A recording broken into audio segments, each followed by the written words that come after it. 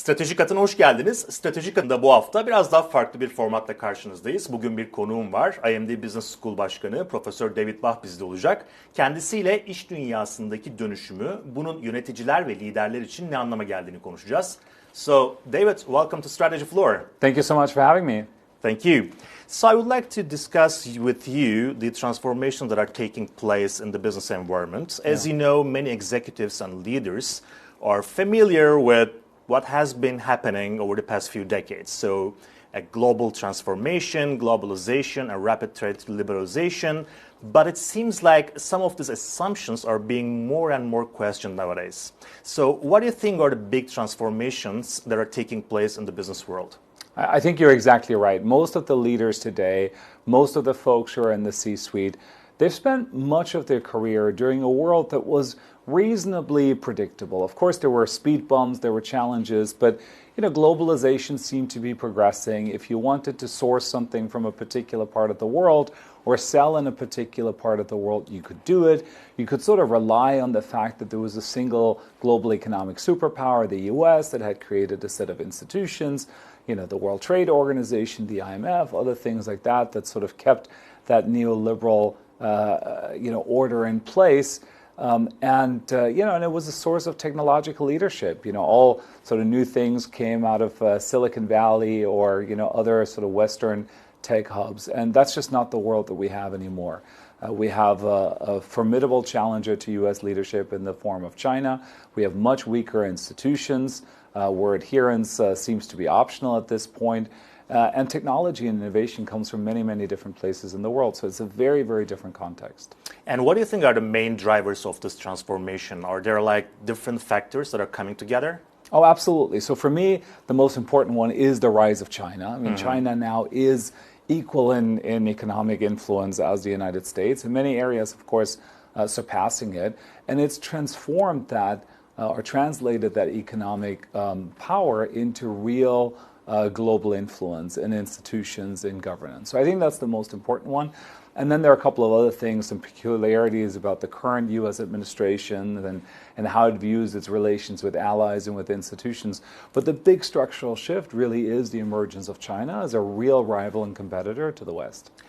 So in a way, as I understand, there is a geopolitical tension between rising China and the global hegemon, which is the United States right now, and that creates a transformation in the business world. So as I know, your research has been mostly focused on these relationships like business and politics and how geopolitics basically shapes the business environment. So when you first started doing research on the subject, maybe some of the business leaders were not that much interested, but I understand that now it's getting a big subject in your area, right? Absolutely. So, I've been doing this for over 20 years, and there have been lots of periods during this time when I had to really convince business leaders and executives that it made sense to pay attention to politics. I don't have to do that anymore. Everybody understands that this stuff matters. And I think we really have to think of this as a luxury. It's been a luxury for business leaders not to have to worry as much about politics because they could, again, rely on sort of fairly broad consensus among sort of rival political parties in Washington or even in Europe.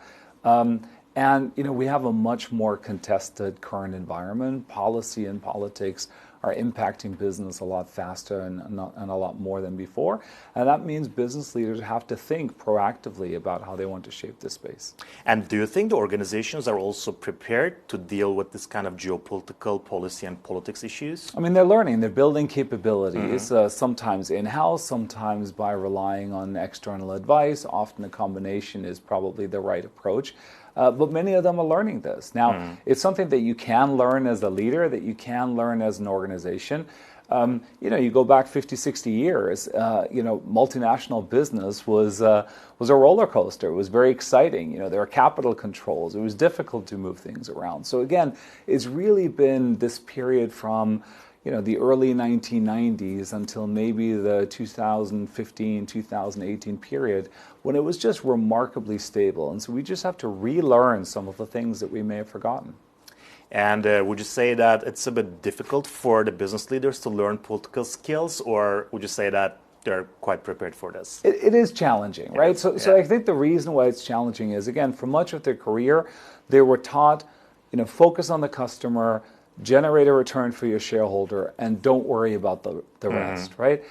So first of all, it's how do I make time in my agenda? And I still find a lot of CEOs who's like, this is taking me away from the business. And it's like, no, this is the business. It's a really important part of the business. So that's the mindset piece. But then there's also recognizing the dynamics are different. Like in markets, you try to win. You often go it alone. In this more sort of political space, what you often have to do is collaborate, build coalitions, work with the competition to influence policy, sit down with your critics and listen to them, right? So it's a very different kind of way of leading. It's much more collaborative, much more coalition focused. I think understanding policymakers, government officials, and their needs is something that is sometimes a little bit challenging for business leaders. And so, these are skills that you have to learn, and leaders are spending time on that appropriately. And earlier you mentioned that the main theme, the dominant theme of the business environment right now is mostly unpredictability and fragility. So do you think this theme is here to stay, or is it an interim thing? Yeah, I think it's here to stay. So Ian Bremmer of Eurasia Group calls this a G0 world. And what he's trying to say is that nobody is willing to provide leadership. Nobody's willing to provide stability at the global level. The U.S. used to do it. Now nobody does it. China has asserted a lot of influence, but not really stepped up as the provider of many of the public goods, open market access, stable institutions, security guarantees that have underpinned this neoliberal moment. So without that leadership, I think volatility is here to stay, and you're seeing it in regional conflicts, you're seeing it in tech competition, you're seeing it in macroeconomic instability. I think that volatility is going to be with us for quite some time. And I know that you have a framework that leaders need to make the switch from being an optimizer to be a navigator. Would you please expand on that? Yeah, so I think, again, like business schools, including the places where I've developed my careers, we've been really, really good at helping leaders or future leaders figure out, how do I optimize, right? How do I optimize my supply chain? How do I optimize my go-to-market route? How do I optimize my capital structure, right? And when you sort of know what the problem is, then we can give you some really powerful tools to figure out what the right solution is. But when you don't know what the problem is, or when the problems keep shifting, when there's fundamental uncertainty around some of these questions, optimizing is just not the right framework. What you have to do is navigate. You have to figure out where you are, where you're trying to go. You have to take in new information. You have to spread your bets to some extent. And so it's a different way of working.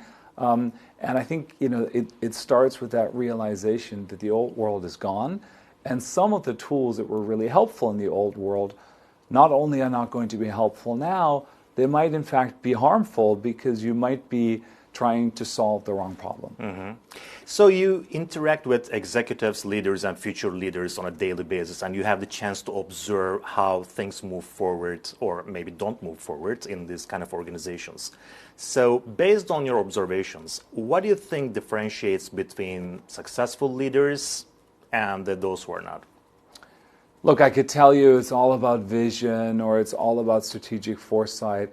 I think what I'm learning, what I'm seeing very clearly is execution makes all the difference, right? There are a lot of leaders who have brilliant insights, but the really successful ones are the ones who can mobilize their organizations, who can pivot the culture if it needs changing, who can engage with customers in new ways to co-create value. So execution is really where the rubber meets the road and where you differentiate the really high-performing CEOs and leaders from the rest.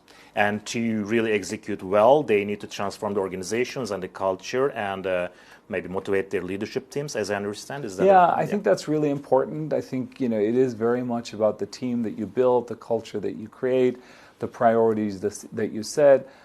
Getting the right balance of empowering your teams and still holding them accountable. And you actually meet people and you're like, this person is really good at operations and execution, right? And again, that doesn't mean at all that vision and strategic foresight aren't important. They're absolutely essential. But that ability to get your organization to execute, I think, is something that really sets the best apart. And of course, there is another major transformation that is shaping the business environment, Sure. which is the artificial intelligence and related technologies. So how do you think AI is shaping organizations? Yeah, so AI is transforming everything. It's the fastest diffusing technology in history. These models are becoming more powerful at an extraordinary rate. I mean, surpassing anything that we have seen in the past. And so they're already transforming organizations. And so you can look at the sort of huge productivity and efficiency gains that come from automations and deploying agents and sort of back office functions. But I think entirely new types of enterprises become possible. Entirely new types of organization become possible. I'll just give you one example. You know, for decades, we've been taking our best performing employees and we've promoted them and made them managers of other employees. And you know, often that works out great, but sometimes you end up taking somebody who was really, really good at the thing that they were doing, you take him out of that thing to put him in charge of supervising other people, and they're not all that good at this, right? And so we have built organizations such that if you want to be more senior, you have to supervise more people. Well, AI changes all of that because you can give people agents and tools to enable them to have much, much more impact on the organization, be much more senior, be better compensated without necessarily having to supervise and lead lots of people. So I think organizations are going to look quite different in the future, and we're just at the very beginning of these transformations. Mm-hmm. And as being the president of one of the leading business schools, when you look at the upcoming generations, do you think that organizations are capable and able to graduate their new leadership teams?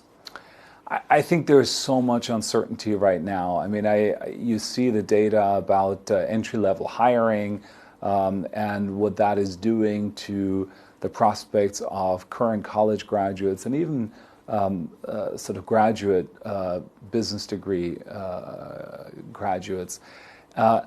There's a lot of uncertainty right now. I continue to be quite bullish in the medium term. I think talent is necessary in all organizations, but I think companies themselves don't quite know what is it that we want from our junior talent, from our entry-level positions, and so a lot of them have sort of decided to hold off a little bit, and I hope that they reverse that relatively quickly.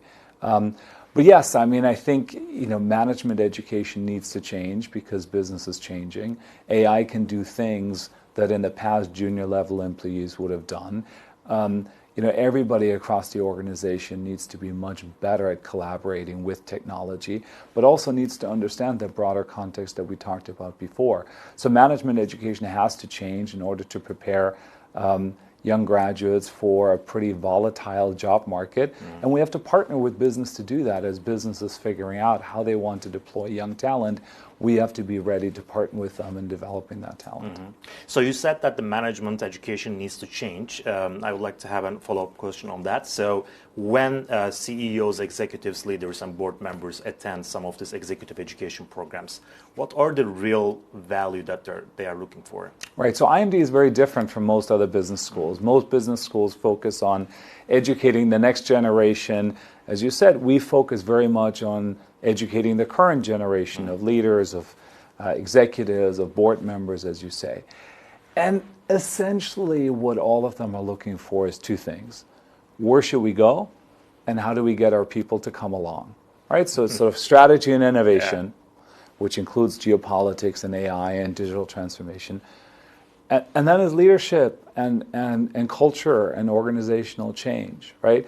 So we don't teach a whole lot of finance because by the time you come to IMD as a successful executive or a board member, that's probably not where you're going to spend most of your time. We spend time on fintech and what it's going to do to financial services and to banks, but we don't teach a lot of the sort of nuts and bolts of management. So really what we specialize in is helping leaders and organizations figure out what's next for them and how they build the capabilities to seize those opportunities, and then how they mobilize their people, their organization, their resources to get there.